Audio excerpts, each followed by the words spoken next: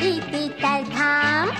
প্রধানমন্ত্রী তার গোপচন্দ্র শুভ নাম, বুদ্ধিতে ভীষণ ধার, ঈশ্বরা তার নাম। এক যে ছিল রাজা গোপচন্দ্র তাহার নাম, ভারতের অধীশ্বর দিল্লিতে তার ধাম।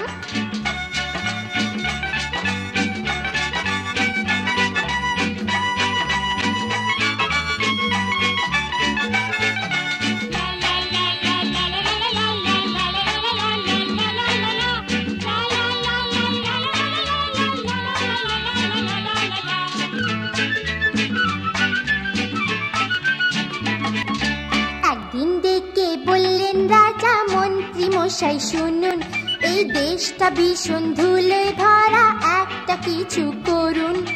চলতে ধুলো, ফিরতে ধুলো, হাতে পায়ে ধুলো, খাবারও ধুলোয় ভরা আর মগজেতেও ধুলো। তাড়াতাড়ি কিছু করুন, তাড়াতাড়ি কিছু করুন।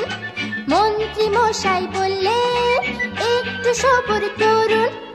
পরে দিন লাখানে ঝাড়ুদারের ঝাড়ুর ঘাড়, উঠলো যে ধুলোর ঝড়, প্রাণ রাখা যে দায়।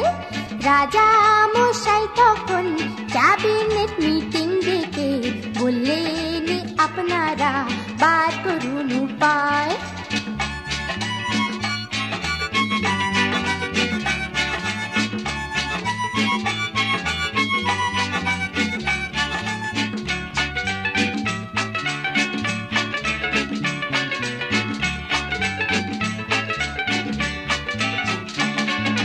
মন্ত্রণা মন্ত্রীরা দিলেন, জল ঢালো জল ঢালো, তার ফলে কাদায় আর পাকে দেশটা ভরে গেল।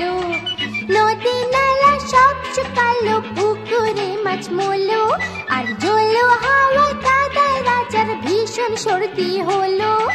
ওরে বাবা কোথায় যায় রে, ওরে বাবা মারা যায় রে, এক ফোঁটা ঘটে বুদ্ধি মন্ত্রীদের কি নাই রে। পণ্ডিত প্রবর তখন বললেন, শোনো দিয়া মন, সারাটা দেশ বরং চামড়ায় মুড়ে দাও। বললেন রাজা মশাই, আইডিয়াটা মন্দ নয়, যত মুচি চামার সবাইকে খবর দাও।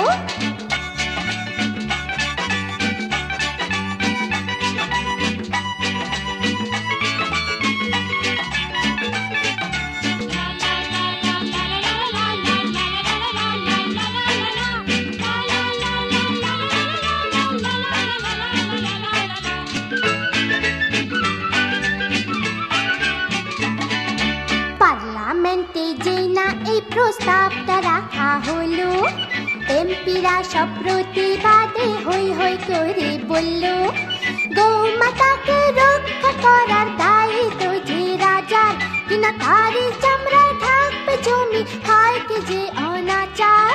Hare Hare bomb bomb bomb bomb, Hare Hare bomb bomb bomb bomb. রাজা মশাই বললেন, আমি উইথড্র করলুম। এক মুচি দরিদ্র বলল, শুনুন হে ভদ্র, সবই নয় নিবেদন শুনুন আমার। পৃথিবী না ঢেকে পাতা চামড়ায় দিন রেখে, শুনে রাজা বললেন, চুপ কর বেটা চামার।